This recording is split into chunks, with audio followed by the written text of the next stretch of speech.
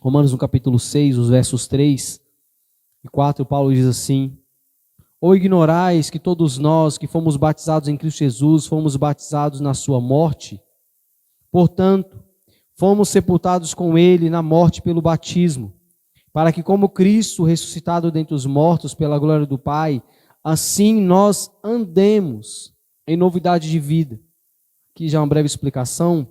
Paulo diz que como Cristo morreu e ressuscitou, e ele veio para fazer isso, para cumprir a obra de Deus, nós, na nossa salvação, que é nos dada por Cristo Jesus, pela sua ação de morte e ressurreição, pela fé que nos é outorgada, a Bíblia diz que nós devemos buscar uma novidade de vida, um novo modo de viver, uma nova maneira de pensar, uma nova maneira de falar. E ele vem alertar também lá no verso do 12 adiante, ele diz: portanto não reine no seu coração o pecado, a fim de obedecer aos seus próprios desejos. Tampouco apresentei os vossos membros como corpo ao pecado, como instrumento do mal, mas apresentai-vos a Deus como vivificados dentre os mortos, e apresentei-vos os vossos membros ao corpo de Deus como instrumento de justiça. Pois o pecado não terá domínio sobre vós, pois não estão mais debaixo da lei, mas debaixo da graça. A lição de hoje nos alerta sobre alguns pontos, que é inveja, ciúme, cobiça e ganância. Inveja, ciúme, cobiça e ganância são pecados que revelam uma ênfase no eu, duvidando da ação, atuação e provisão de Deus na sua vida. Baseando o seu compromisso de viver para Jesus Cristo, você deve se despojar destes pecados, ou seja, mais uma vez, a cobiça, a ganância, os ciúmes e a inveja. O texto que nós lemos é Paulo dizendo: vocês já estão em Cristo, essas coisas não podem estar mais reinando no teu coração. E como é difícil nós olharmos para as pessoas neste mundo e não encontrar nelas essas evidências. Todo mundo que você olhar que não é nascido em Cristo Jesus, você vai encontrar no mínimo 2 ou 3. Pessoas invejosas, ciumentas, que têm a cobiça e têm a ganância. Mas isso não é distante também da igreja. Quantas são as pessoas que por vezes não agem assim? Então, quando Paulo faz um alerta a nós: você que já se despojou do velho homem, agora vive uma nova vida, na fé e na esperança que há na ação de Cristo, como ele diz, porque você não é mais escravo do pecado. Você agora é servo da justiça, faz parte do corpo de Cristo. E fazer parte do corpo de Cristo, essa mentalidade de ser membro de um corpo invisível, algo que nós não conseguimos compreender, Paulo descreve uma ação gloriosa que Cristo faz dia após dia, para que então sejamos no perfeito quando Cristo vier até nós. Até um alerta eu falei na semana passada, que nós não devemos se atentar a igrejas que dizem assim, pastores ou pastoras, sei lá quem que diz assim, missionários, fala assim: eu fui no céu, Deus me levou para o céu e vim falar para vocês o que eu vi. Ou tem aqueles que dizem assim: eu fui no inferno não sei quantas vezes. Vocês já ouviram isso? Totalmente contrário, ambos os lados, tanto quem foi para o céu quanto quem foi para o inferno. Quem foi para o inferno, está no inferno.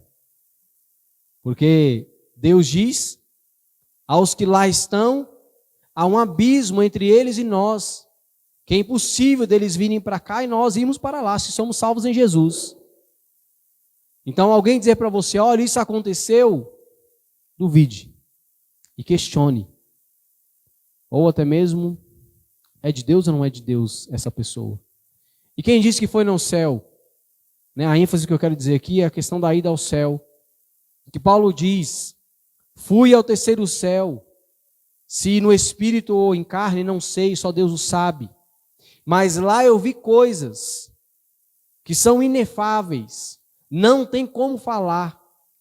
E mesmo que se pudesse falar, é proibido dizer.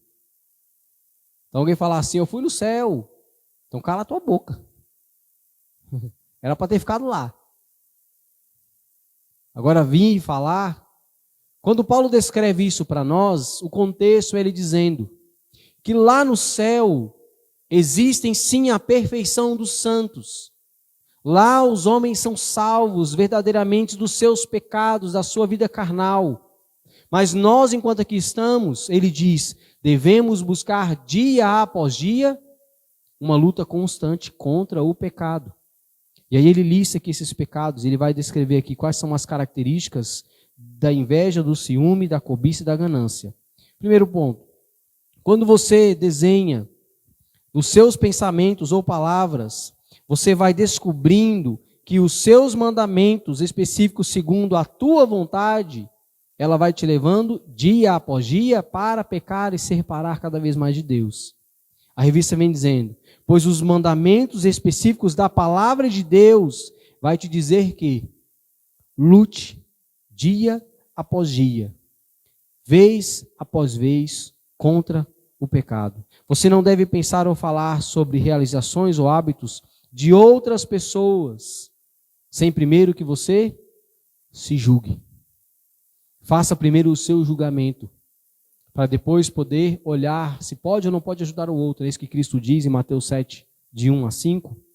Segundo ponto, se você comparar a si mesmo com os outros, ou comparar as suas circunstâncias de vida com aqueles que possuem vidas totalmente diferentes da sua, você pode começar a entrar em pecado.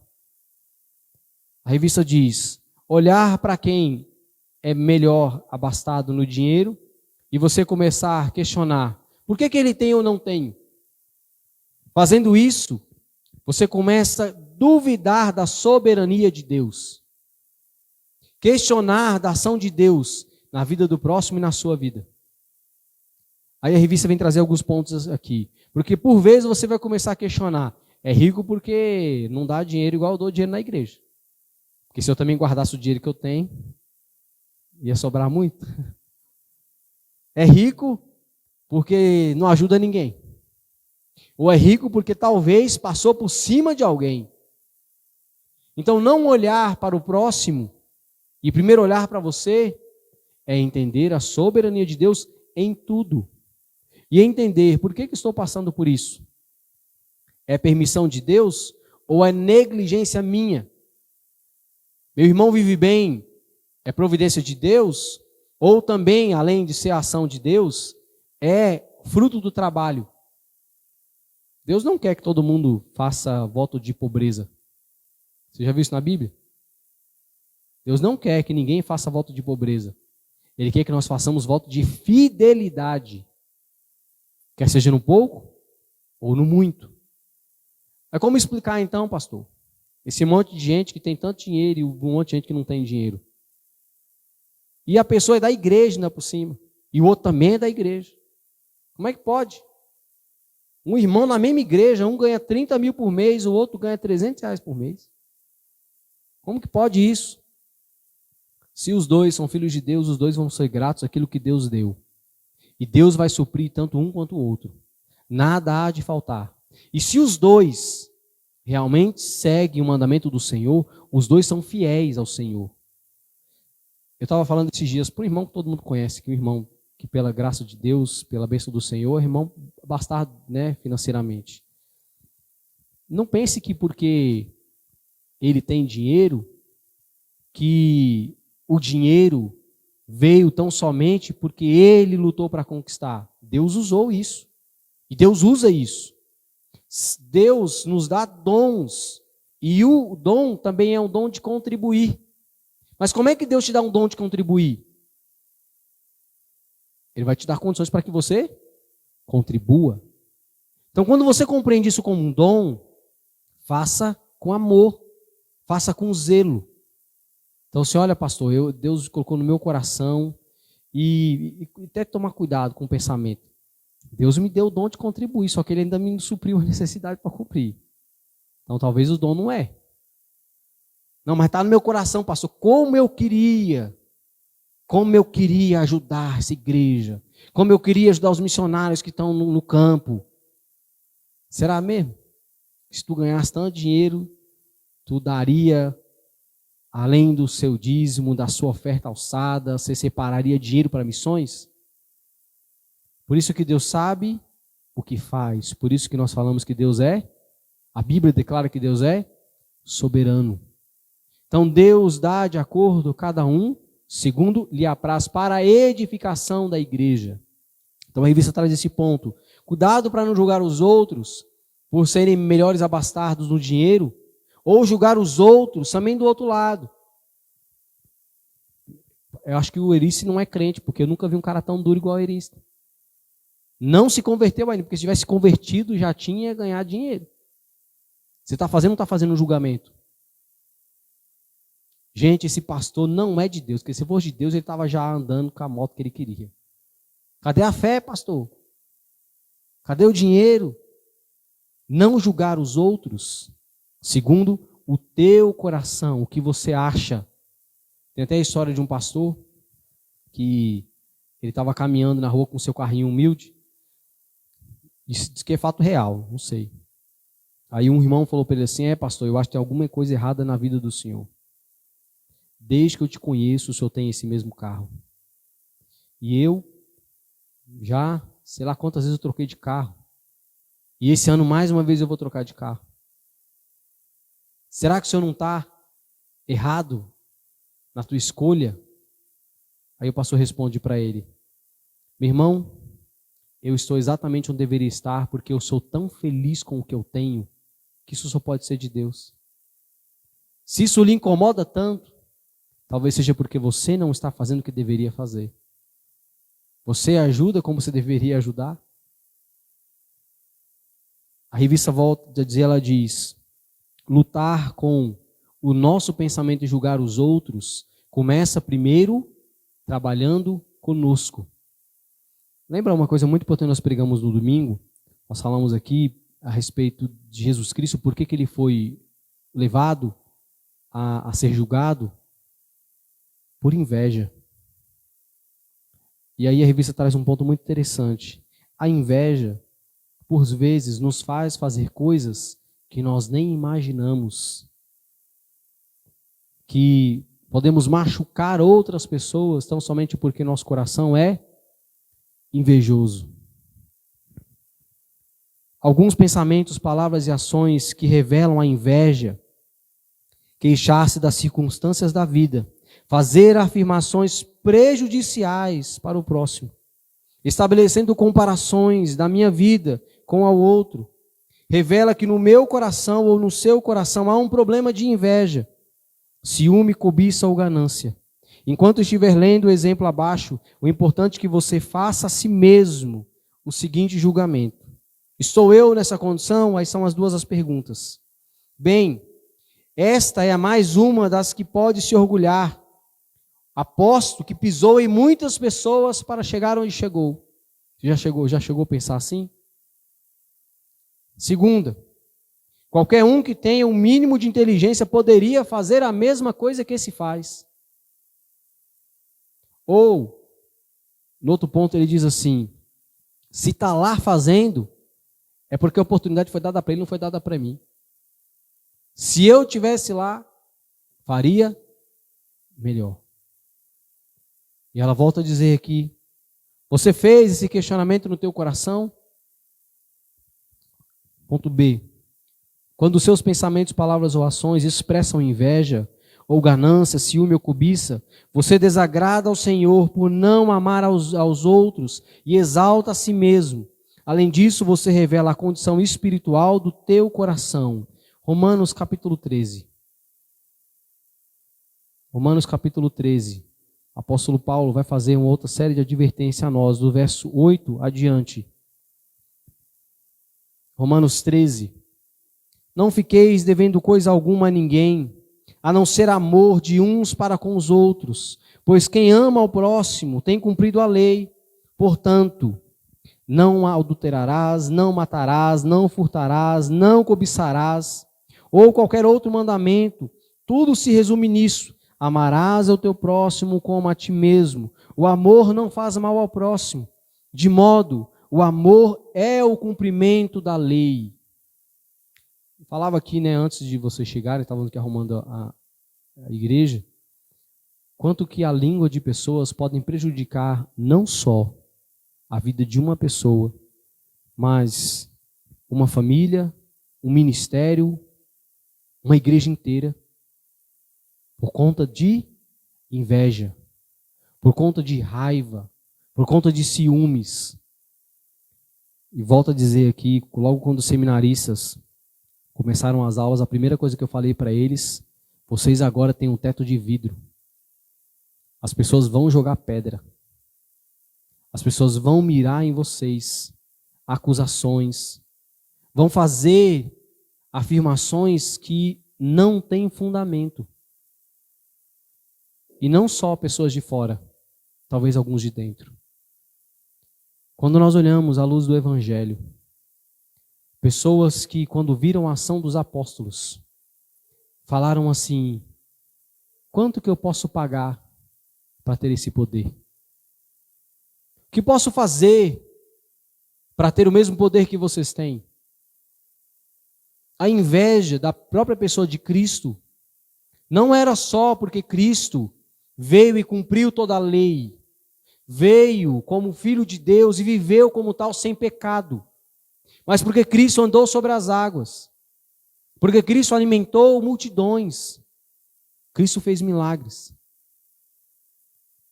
Mas quanto que isso pode atrapalhar dentro da própria igreja pessoas que não têm o coração voltado ao Evangelho? É quando você vê o teu irmão crescendo na obra do Senhor, e isso mais te incomoda do que te traz felicidade, te traz alegria. Ou poder dizer assim: bendito seja o nome do Senhor. Se usou a jumenta de Balaão, não pode me usar? E buscar eu crescer no conhecimento, na graça, no amor, na fidelidade, e entender como eu posso servir no reino. Como eu posso ser útil na obra do Senhor? E como nós falamos aqui há um tempo atrás, as pessoas enxergam a obra do Senhor em alguns ministérios específicos. Primeiro, tem que ser pastor. Ou se não é pastor, é missionário. Ou qual é o outro? Não, tem que tocar na igreja. Tem que cantar. Mas quando você chega na igreja, a igreja está limpinha, não está limpinha? A igreja está organizadinha. O som está funcionando. Teu irmão, coitado, que é o que mais recebe bronca nessa igreja, é o menino que fica atrás do som. Pessoas invisíveis. Tem o menino da live agora. São tantas as coisas que você pode fazer e, acima de tudo, você pode ser um evangelista aonde você vive. Dentro da tua casa, no teu serviço, na tua escola, qualquer lugar, no teu Facebook. Por isso, a grande importância de você tomar cuidado com o que você compartilha, com o que você fala, com o que você escreve.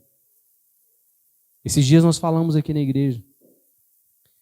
Tive que chamar uma pessoa e falar assim: meu irmão, pelo amor de Deus, tu não me entende que antes mesmo de você ser uma pessoa que está aí pública, você é alguém lavado e redimida pelo sangue de Jesus?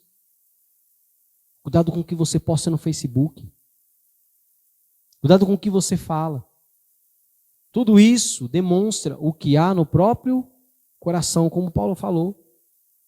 O que sai é o que está no coração. Então trate primeiro o teu coração. Senhor, há em mim a inveja, o ciúme, a cobiça, a ganância. Há algum desses, ou tantos outros. Como eu posso buscar essa transformação? A palavra de Deus diz para nós: o único que pode transformar a nossa vida é Cristo, o Senhor. Se tem algum pecado na tua vida que você não consegue vencer, Jesus diz: eu sou o caminho, a verdade e a vida. Quando ele diz que ele é a vida, ele diz que ele pode transformar a vida de quem quer que seja, inclusive a tua. Não há pecado que Cristo não te dê forças para que você vença. Então clame ao Senhor, clame a Deus, reconhecendo a diferença entre zelo piedoso e ciúme pecaminoso. ela tira aqui, né, deixa de lado a questão da inveja e olha para um outro prisma, ciúmes. Né? Não é só inveja pelo que a pessoa tem, mas é ciúmes por tantas as coisas. Né? Tem ciúme porque a mulher do pastor fala mais com a irmã do que com a outra, mas nem sabe que foi a outra que procura mais do que a outra. Ou,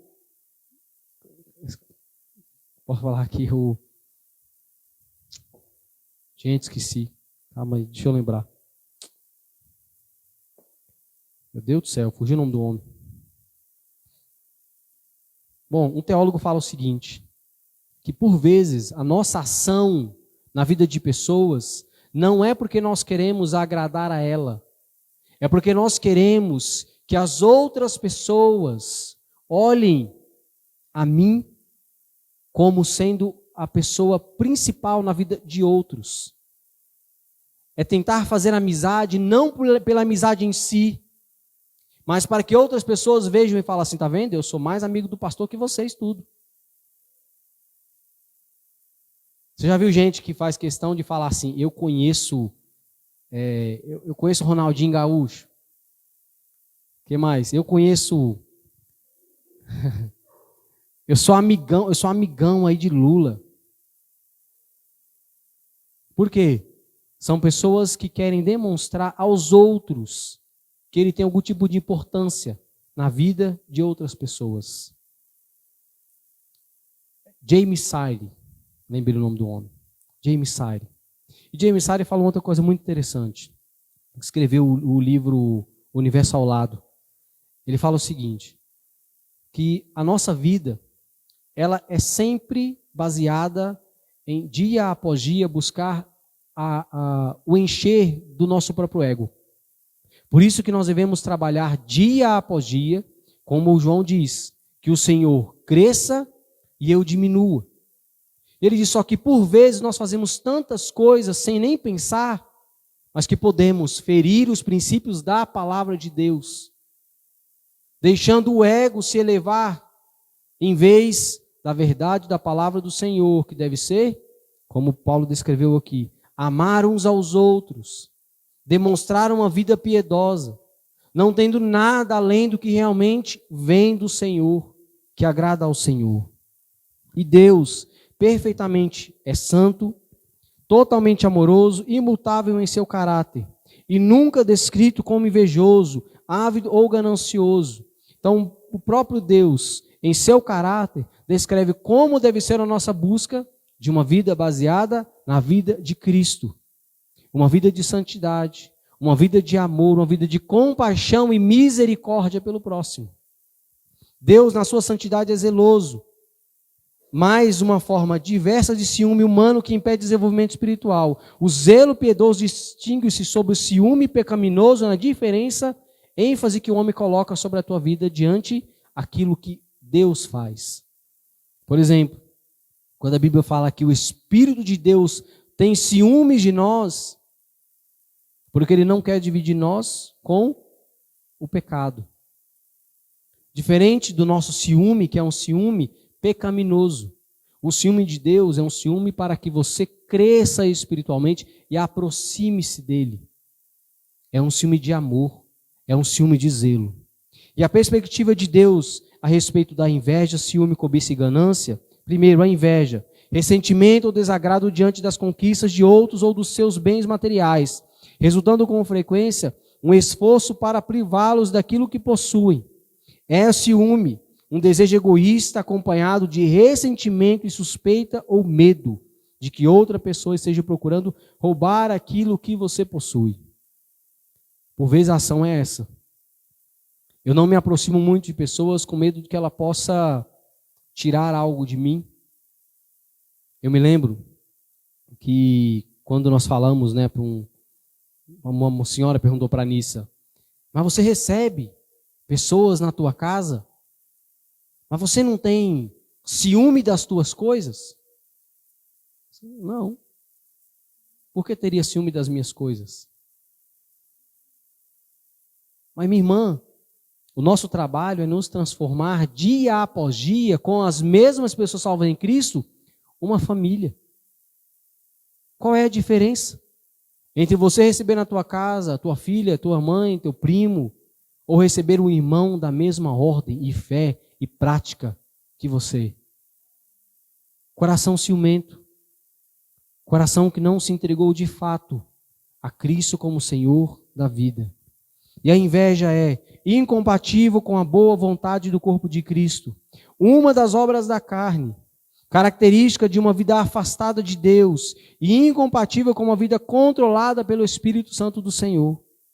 E os ciúmes é uma obra das trevas, carnal, conduzindo em comparações às astutas e o espírito competitivo entre um e outro, até mesmo dentro da própria igreja. Uma negação ao amor bíblico, um prenúncio de confusão e mal, companheiro dos conflitos. E a cobiça, um desejo errado de possuir o que Deus não lhe concedeu. Coração cobiçoso, fica pensando além daquilo que poderia ser realmente da vontade de Deus. Almejar, sonhar muito além daquilo que Deus tem proporcionado a nós. Volto a dizer, não é que você não possa batalhar, estudar, trabalhar para conquistar tuas coisas. Mas tudo isso dentro do amor e fidelidade e temor ao Senhor. Tem um livro de... Eita, minha cabeça hoje. Pai amado, é que é um nome bem complicado. Mas tem um livro que... Soren Kierkegaard. Nome é difícil. Soren Kierkegaard. Esse homem escreve Temor e Tremor, baseado no texto, em que diz, tu temes a Deus? Faz bem. Mas o diabo também treme e estremece. Temor e tremor vai descrever na minha e na tua vida a nossa visão para com as coisas deste mundo, baseada na visão de Deus para nós. O que Deus te deu tem glorificado ao Senhor? O propósito que Ele colocou no teu coração é para glorificar ao Senhor em alguma área na tua vida? Uma coisa muito interessante de se pensar, por exemplo, a Alice acho que fez 2 concursos públicos lá em São Paulo antes da gente vir para cá. Passou nos 2 e nunca foi chamada. Por quê? Seria o propósito de Deus para a Alice lá em São Paulo no concurso público agora? Foi no ano antes de nós virmos para cá. Tem um irmão que ele passou 5 concursos públicos e nenhum ele foi chamado. Aí ele resolveu fazer um rebuliço ali com mais algumas pessoas que tinham passado e ir lá reclamar. Aí o pastor chama ele de canto e fala assim, meu irmão, tu já parou para pensar que não é de Deus para você esse serviço? Já parou para pensar que o propósito de Deus para a tua vida é outro? Quantas e quantas vezes você vai ficar batendo na mesma tecla e você não se prostra ante Deus para entender qual é a vontade do Senhor para a tua vida? Não está sendo ganancioso por algo que Deus não lhe permitiu viver? Quantas são as pessoas que fazem isso? O difícil é quando você recebe de Deus a ordem de viver como Cristo viveu e deixa Deus por questões dessa vida.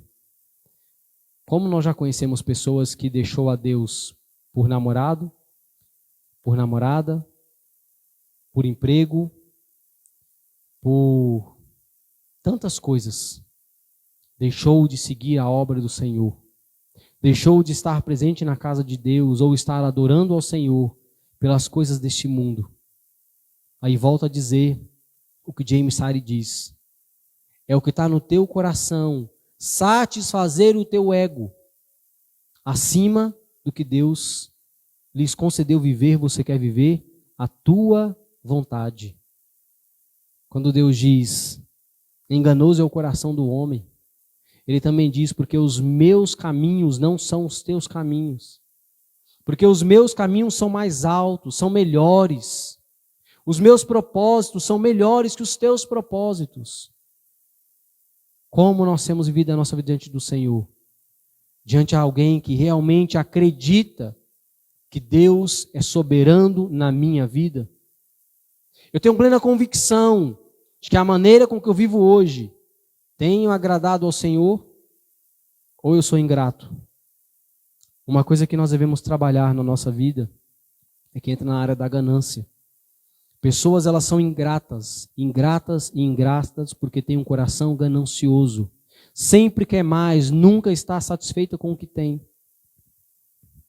Quantas e quantas vezes eu ouvi esse questionamento? Mas você vai deixar o que você ganha para ir viver uma cidadezinha tão pequena? Você não esquece que você tem filhos? Quantas vezes eu escutei isso? Eu comecei a perder vontade de trabalhar no meu último ano, antes de vir para o ministério, por tantas as coisas que eu ouvia no serviço. Teve uma vez que eu cheguei nós íamos fotografar num restaurante, aí tinham vários fotógrafos que iam fazer a mesma matéria. E aí quando eu cheguei nesse restaurante, já tinha uma roda de fotógrafos sentado numa mesa bem grande. E eu fui um dos últimos a chegar. Quando eu cheguei, eu era o assunto da mesa. Quando eu cheguei, a fala era sobre a minha pessoa. E aí, foi meio parecido com aquela história do Chaves. Eu sentei e a pessoa que estava falando não viu que eu tinha chegado e continuou falando. Aí a outra falou assim, olha o prato aí, meu. Ela, ele sabe que eu estou dizendo é verdade. Eu não é verdade. A pessoa diz, quanto desperdício de um profissionalismo, de uma pessoa que pode fazer tanto e está negando aquilo que Deus deu para falar que Deus mandou ele para outro lugar. Usando o nome de Deus para tirar aquilo que seria bom para a obra do Senhor, mas que favorecia a pessoa que falava. A pessoa que falava era mais favorecida se eu ficasse na roda dos fotógrafos. Quantas são as vezes que nós vamos ter que mostrar para o mundo que por mais que benfeitorias deste mundo venham a nós, nós devemos escolher aquilo que vem de Deus. Escolher muitas e muitas vezes um trabalho que ganhe muito menos do que ficar num trabalho onde a nossa vida ela seria contrária à vida que Deus preparou para nós. Quantas vezes que vocês vão ter que olhar diante desse mundo e tomar decisões de dizer eu não quero isso, porque isso não serve para o meu Deus. Falei, eu dispensei aqui uma oportunidade de ganhar muito dinheiro aqui nessa cidade. Mas com a seguinte afirmação, nenhum dinheiro pode pagar o que Deus tem para mim. E não digo isso em troca por bens materiais ou por dinheiro, mas pelo privilégio de trabalhar na obra do Senhor, de servir a Deus. E se isso tiver no coração de todo o cristão, é como Charles Spurgeon diz, me dê aí 30 homens, que eu transformarei o mundo. Mas que os 30 homens tenham o temor do Senhor e o princípio da sabedoria. Tenham um anseio de ganhar almas, um anseio de viver para Cristo. Você já se perguntou dos seus amigos, quem já ouviu do Evangelho? Já se perguntou das pessoas que estão ao teu lado, quem que da tua boca ouviu a respeito do poder de Deus? Por vezes a nossa ação, até mesmo diante da nossa salvação, ela pode se tornar egocêntrica e até mesmo gananciosa. Eu quero ir para o céu e pronto. Eu quero ir para o céu e pronto. Mas Cristo não te salvou para você ir para o céu ou não ir para o inferno. Cristo te salvou para você viver a maravilhosa obra dele nessa terra. Sede minhas testemunhas até que eu venha. Isso não foi uma ordem para um pastor, para um missionário. Isso foi uma ordem para a igreja. Deixar de pensar tão somente na minha salvação e pensar que eu preciso levar a mensagem do Evangelho a tantas pessoas que carecem do único que pode dar a vida. O único que pode dar a vida eterna. E a ganância é algo que devemos nos guardar dela, nos livrar desse sentimento. Característica de falso mestre é daqueles que rejeitam o Senhor, buscando uma indicação da sua mente depravada, a característica de uma vida afastada de Deus. Colossenses 3, abre a tua Bíblia, para nós encerrarmos.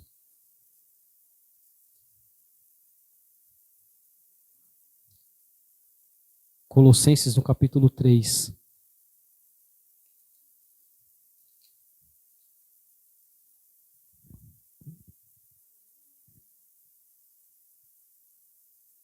Dos versículos 5 a 7. A palavra diz assim a nós: portanto, eliminai vossas inclinações carnais, prostituição, impureza, paixão, desejo mau, avareza, o que é idolatria. E por causa dessas coisas que a ira de Deus sobrevém aos desobedientes, nelas também andastes no passado, quando ainda viveis nessas coisas. Mas agora livrai-vos de tudo isso: raiva, ódio, maldade, difamação, palavras indecentes no falar.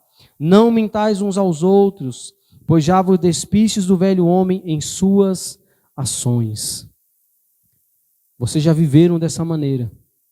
Não voltem a viver desse jeito. Tire tudo isso do coração de vocês, para que vocês possam agradar a Deus e viver segundo a vontade do Senhor, para todos nós que somos salvos em Jesus. A palavra do Senhor, ela é muito direta, quando ela diz que a salvação, ela não vem por obras. Paulo fala isso, Tiago fala isso, Pedro fala isso. Não há salvação em nenhum outro nome, nenhuma outra ação que não seja pelo nome de Jesus e a ação de Cristo morrendo por nós no Calvário. Mas o salvo em Jesus, como diz Tiago, sem fé é impossível agradar a Deus, mas a fé vem carregada às obras. E a obra principal que nós devemos seguir dia após dia é quando Cristo diz: toma a tua cruz e segue-me. Tomar a cruz de Cristo é negar a mim dia após dia e viver para a honra e glória do Senhor. Que ciúme, inveja, cobiça e ganância seja longe dos nossos corações. Que possamos olhar para a cruz de Cristo, para o nosso Senhor, como consumador da nossa fé, mas também como aquele que pode nos livrar de todo o mal que nos embaraça, nos livrar de tudo aquilo que nos atrapalha de ter comunhão com o Senhor. Tirar de nós, como Paulo falou, a palavra de engano, a difamação, falar mal do outro, a mentira, a inveja. Tirar de nós tudo aquilo que é prejudicial para a igreja de Cristo. Que possamos olhar para Jesus Cristo, dia após dia, dizendo: Senhor, tem misericórdia de mim. Tem misericórdia de mim, Deus. Eu sei que sou falho, mas eu creio que o Senhor pode mudar toda e qualquer situação. Olhar, não para o homem, mas olhar para Jesus. Quero finalizar falando aqui hoje algo que me machucou muito. Eu fui repreendido por um pastor, e eu acho que ele não me conhecia, mas ele viu lá um post que eu fiz, e ele falou assim: como pode colocar um negócio desse? No que isso vai trazer edificação para os cristãos? Um monte de bobajada dessa. Vai pregar a palavra. E eu, poxa vida, eu acho que ele só começou a ver o vídeo e nem terminou de ver antes de falar. Mas eu o perdoei, eu excluí o comentário dele e excluí o vídeo. Porque vai que ele... Se incomodou tanto ele, se comer carne não foi teu irmão, come não. Tirei lá, apaguei o vídeo. E não respondi. Mas a ação da pessoa foi primeiro no julgamento, sem mesmo ter analisado todo o contexto. O vídeo que eu postei é um vídeo que fala a respeito de como que as pessoas enxergam mal a própria história da igreja e criticam uns aos outros. Isso serve para o cristão. Como que você pode, como cristão, como crente, falar mal de outro, tão somente porque pensa diferente de você. Então a lição era essa. Mas enfim, não olhar para o homem. Porque se eu olhar para o erro de uma pessoa, eu esqueço que eu posso também cometer o mesmo erro. Demonstrar compaixão, perdão. Quem sabe um dia ter a oportunidade de explicar e falar frente a frente. E com isso demonstrar o amor de Deus. Feche os teus olhos, vamos orar. Obrigado, Senhor, por essa noite. Obrigado, Pai, por tua palavra. Obrigado, Pai bendito. Ó Deus, por esse momento que nós temos de poder analisar, ó Deus, aquilo que o Senhor tem nos ensinado, nos instruído com a tua palavra. E pedimos, Pai, no nome de Jesus, que a mesma fique em nossos corações, venha moldando nossas mentes, venha moldando o nosso caráter. Que nada, ó Deus, daquilo que afeta, ó Deus, e agrada, que desagrada ao Senhor, venha estar presente em nossas vidas. Ó Pai, no nome de Jesus, nos dá um coração, ó Deus, limpo, livre, ó Deus, de toda amargura, toda impureza, ó Pai. Tudo aquilo, ó Pai, que interfere na nossa comunhão.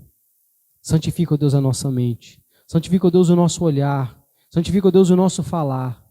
Que em tudo o Senhor seja glorificado através de nossas vidas. Nós oramos, Pai. Oramos em nome de Jesus. Amém e amém. Que Deus abençoe a todos. Deus abençoe vocês que assistiram.